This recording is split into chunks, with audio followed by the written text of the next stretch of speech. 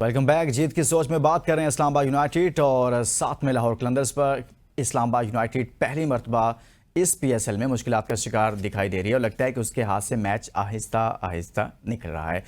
अहमद सती साहब हमारे साथ मौजूद हैं। अहमद, आज क्या गलतियां की हैं इस्लामाबाद यूनाइटेड ने कि वो इस्लामाबाद यूनाइटेड जो नाकाबिल शिकस्त है, लेकिन लाहौर कलंदर्स ने आज उसे पकड़ लिया है। एक तो कैच जैसे ड्रॉप की हमने बात की कि जाहिर है कि आपके कुछ की प्लेयर्स के ऊपर अच्छा सरफेस आज में जैसे कमेंट्री में सुन रहा था, क्योंकि जिनकी नज़र पिच पे सामने होती है वो ज़्यादा बेहतर कमेंट करते हैं।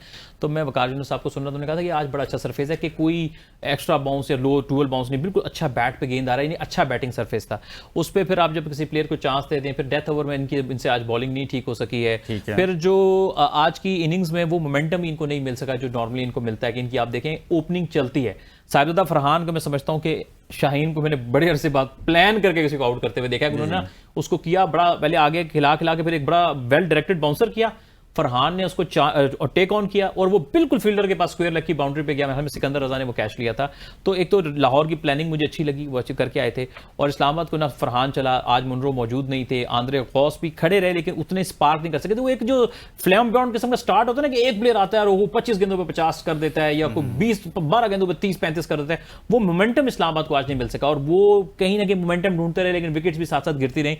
सो मेरा ख्याल है कि आज एक कोई अच्छी टीम जीत रही हो ना, उसका एक बुरा दिन आना होता है। तो होपफुली कि आज के दिन वो बुरा दिन ऐसे लगता है जैसे बुरा दिन खुद शाकिर बादशाह अपने लिए लेकर आए हैं कि भाई आओ, हमारा तो बुरा दिन आ ही नहीं रहा, आप आ जाओ, वेलकम किया इन्होंने खुद। मुझे लगता है कि आज जो है इस्लामाबाद को जो एक एक्स्ट्रा खुद एतमादी आ गई थी अपने ऊपर, वो ले डूबी। वरना जब आप जीत रहे हैं, आपकी 3-4 तब्दीलियों के साथ जब आएंगे तो कम्बिनेशन बहरहाल डिस्टर्ब होता है। ठीक है, आपने बेंच स्ट्रेंथ पहले भी ट्राई कर ली, लेकिन जिस तरह अमर ने कहा कि बड़ी टीम जो जीत रही होती है टूर्नामेंट में, एक बैड डे उसका आता है। ये अच्छा है कि इनका बैड डे कहीं नॉकआउट पोजीशन पे जाके नहीं आया, पहले आ गया और ये एक वेकअप कॉल भी हो जाती है। मैं समझता हूँ ये आज की जो परफॉर्मेंस है इनकी, ये इस्लामाबाद यूनाइटेड के लिए एक वेकअप कॉल है कि नो मोर एक्सपेरिमेंट। वापस अपने आप की आपने सारे सबको एक्सपेरिमेंट कर लिया, आगे के लिए अब नई एक सफबंदी करें, नई जो है वो एक प्लानिंग करें और उसके साथ अब टीमों को उतरें। आप बिल्कुल जो है वो अब मजीद वेकअप कॉल बहुत जरूरी होती है, वरना आप बिल्कुल लेजी है। कोई ऐसे सब अच्छा का जो रिपोर्ट है, क्रिकेट जो है वो इस तरह की गेम नहीं है। आपको किसी टाइम भी आपको जो है नीज पे ले आती है और आज जिस इस्लामाबाद यूनाइटेड आ गई,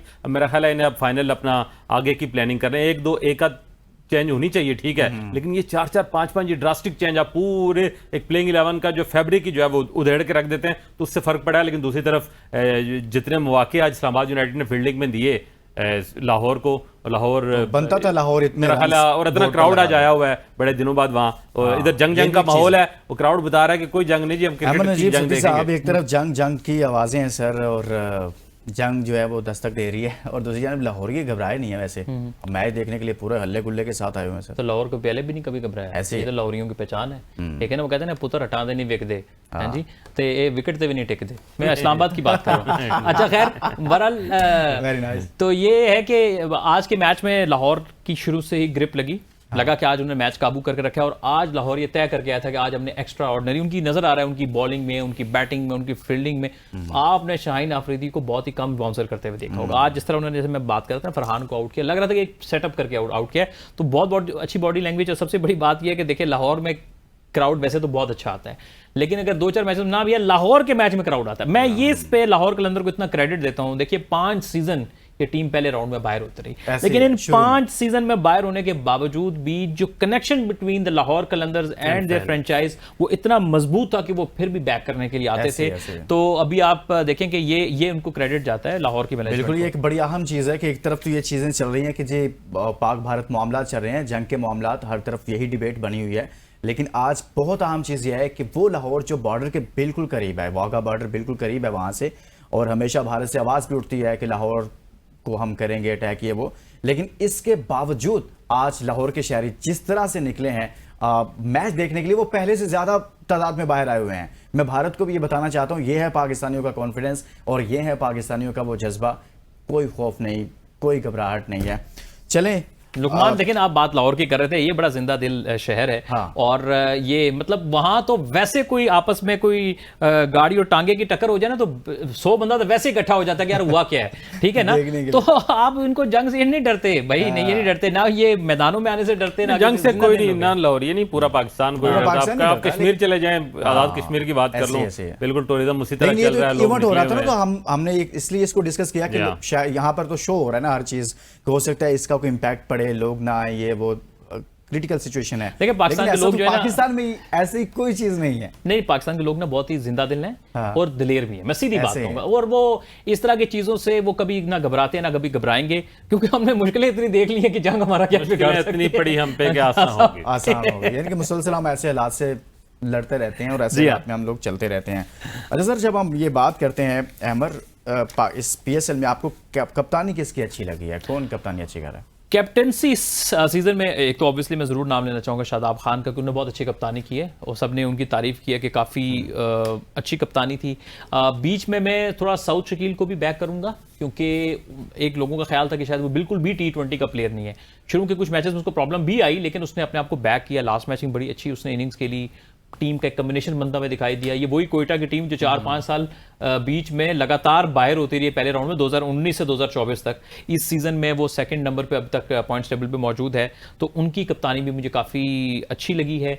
हाँ, मैं समझता हूँ कि जिनको अपनी मुश्किल में है वो बाबर आजम है, क्योंकि मेरा ख्याल है कि देखें बाबर, मुझे लगता है कि बाबर को पता क्या करना है, ये एक्स्ट्रा जिम्मेदारी जिस फेज से वो अपनी बैटिंग गुजर रहे हैं उनको किसी और को दे देनी चाहिए, ताकि वो खुले माइंड के साथ, फ्री माइंड के साथ अपनी क्रिकेट अच्छा, खेलें। जितने भी लोग हमारे साथ इस शो में आए हैं ना, डिफरेंट लोग आते रहे, आप जैसे बहुत सारे प्यारे दोस्त आते रहे, सब ने ये बात की है, किसी ने कहा उनको ब्रेक लेना चाहिए, किसी ने कहा उनको बैटिंग ऑर्डर चेंज करना चाहिए, किसी ने कहा है कि जैसे आप अभी कह रहे हैं कि उनको कम से कम इस पर गौर करना चाहिए कि यार मैं कप्तानी छोड़ दूं, इजाफी जिम्मेदारियां ना लो, जिस क्राइसिस से वो गुजर रहे हैं। लेकिन सर वो खुद क्यों नहीं कर रहे? इनमें से कोई एक भी चीज करने के लिए वो तैयार नहीं है। देखिए, उनको करना चाहिए। मैं देखा, अब पहले ये था कि पिछले अर्सा हमने देखा कि स्पिन पे स्ट्रगल कर रहे हैं, लोग कह रहे थे कि ओपन पे ले आओ, स्पिन पे स्ट्रगल कर रहे हैं। अब हमने देखा थोड़ा सा गेंद स्विंग हो, बाउंस हो, बाहर आए अंदर आए, वो उस पर नए गेंद पे भी स्ट्रगल कर रहे हैं। फिर आप किधर बैटिंग कराएंगे उन्हें?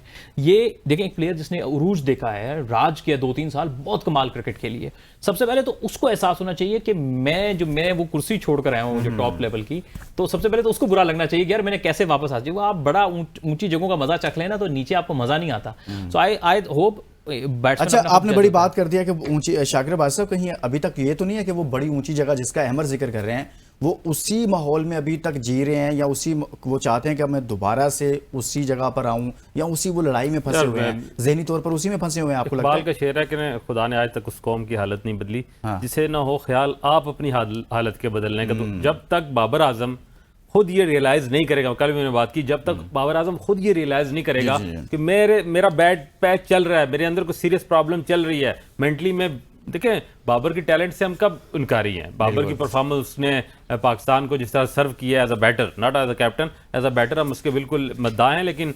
एक सेहतमंद बंदा भी बीमार हो जाता है तो वो फिर अपना इलाज कराता है, वो फिर अपनी रेस्ट लेता है, फिर वो डॉक्टर के मशवरे पे चलता है, फिर वो जब वापस बहाल होता है तो फिर अपने रोजमर्रा की जिंदगी को शुरू करता है। बाबर आजम के वक्त इस वक्त उसको कोई सीरियस एक इंजरी समझ लें है, मतलब मेंटली वो इतना वीक है, ग्रूमिंग इनकी अनफॉर्चुनेटली उस तरह से नहीं है कि वो अपने आप को उस फेज से निकाल सकें। वो उसके पिंजरे के अंदर बंद हो गए और उस पिंजरे के ताले की चाबी कहीं गुम हो गया। बाबर आजम के पास वो चाबी नहीं है। मसला बना बैठे हैं। नहीं, मेरा ख्याल अगर देखना, एक प्लेयर है ना, एक प्लेयर है, वो कोई फैसला नहीं कर पा रहा। मैं समझता हूँ बोर्ड किस लिए है, फिर बोर्ड को ये फैसला करना चाहिए, उनको फोर्स किया जाए। मैं उस दिन भी कहा था कि एक मोबाइल हम मार्केट में बना के हर साल भेज रहे हैं, हर साल उसमें फॉल्ट निकल आ रहा है। ये मेरी प्राइम प्रोडक्ट है, जब भी मैं इसको कस्टमर के पास भेजूंगा, हर बार जब इसमें फॉल्ट निकलेगा तो आइंदा जब ये ठीक भी हो जाएगी तो ये मार्केट से कोई नहीं खरीदेगा, क्योंकि बदनाम हो जाएगी मेरी प्रोडक्ट। बाबर आजम पाकिस्तान क्रिकेट की रिसेंट टाइम की प्रोडक्ट है। आप अगर वो खुद उसको अकल नहीं है, और नहीं है, नजर आ रहा है कि नहीं है,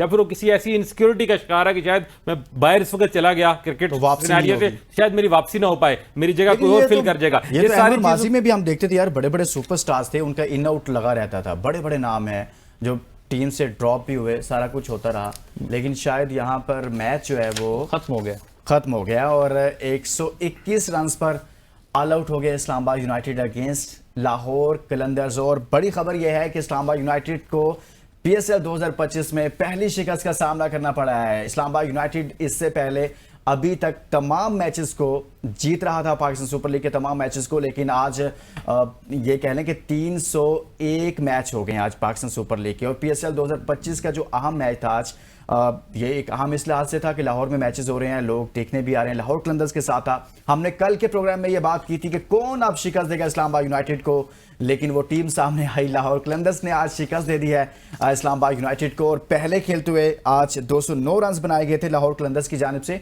और 121 रन पर आउट कर दिया है आज के मैच में इस्लामाबाद यूनाइटेड को लाहौर कलंदर्स ने। और ज़बरदस्त तरीके से आज लाहौर कलंदर्स ने ये जीत अपने नाम की है।